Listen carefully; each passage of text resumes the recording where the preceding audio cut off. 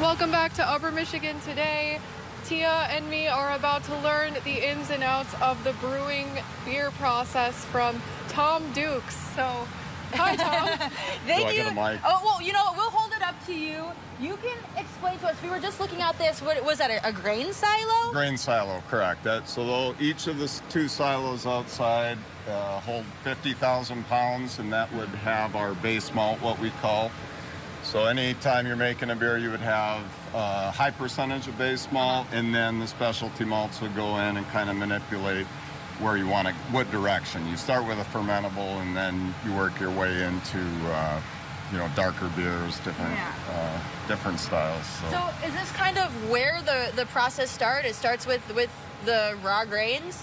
Cooking anything, you have to round up an ingredient list, and for us, it would be the grain. The semis come, load our silos. We order specialty malts through the bags from our supplier. So I'm always coordinating with them to make sure that we're getting what we want for each recipe. So when we're ready to go, everything's already in place. The hops, the grain, water, and then our yeast culture. So that's what we focus on. So what are all these structures behind us? Structures? It's a brewery, obviously, but we've kind of laid it out so that the brewing process starts on this end, the wall. So that's basically our enormous kitchen that we cook on, and we can certainly show you that. And then the middle area here, where you see the cone bottom tanks or vats, whatever you want to call them, this is where all the fermentation takes place.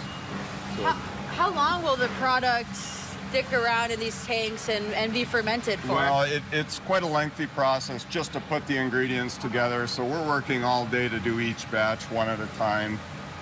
Basically set up a fermentation, and then from there we're monitoring the temperature, how much sugar is being consumed by the yeast, and those are things we focus on every day, day in, day out. But on average, a lot of yeast will complete their ferment within a week or two.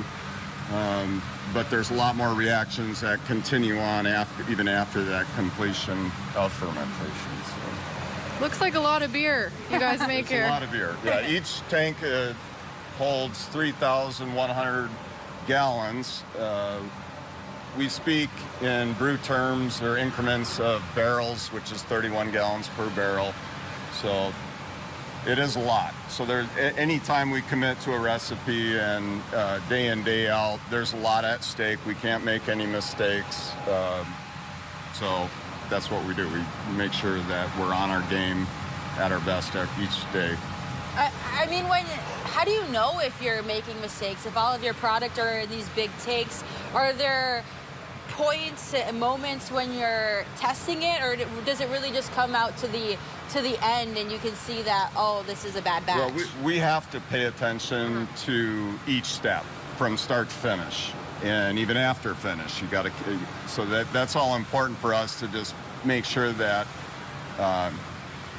we're in line with the brew process, fermentation checklist, that's all good, bright tank conditioning, and then of course our microbiological testing to make sure we don't have any intrusion from the fermentation that would definitely destroy a batch. So I can see why you guys needed to add the whole production facility apart from the tap room. Yeah, 20 years ago when I first started, we only had 2 tanks on this side, or 2 tanks on the far side, the bright tank or conditioning tank, and then 4 over here. So as we grew as a company, we've had to add more tanks, and it created its own challenges, just being able to keep up with a higher demand and more product leaving the building. So you've been with KBC since the beginning? You said you've been here for 20 years. Yeah, I wouldn't say very start. I worked with the company. I was a construction worker prior to being employed here, and I was a part of the renovations of the project downtown, got to know the guys. I thought very highly of them. I thought it was the coolest thing. Kind of a foreign idea for an area like this. I mean, a microbrewery coming up to the Copper Country. So I was super amazed that this was happening. Yeah. So when I was hired, then I was just basically trying to continue on that dream of Dick and David and Paul, and it's been quite an experience. So when and how did you learn how to actually brew beer?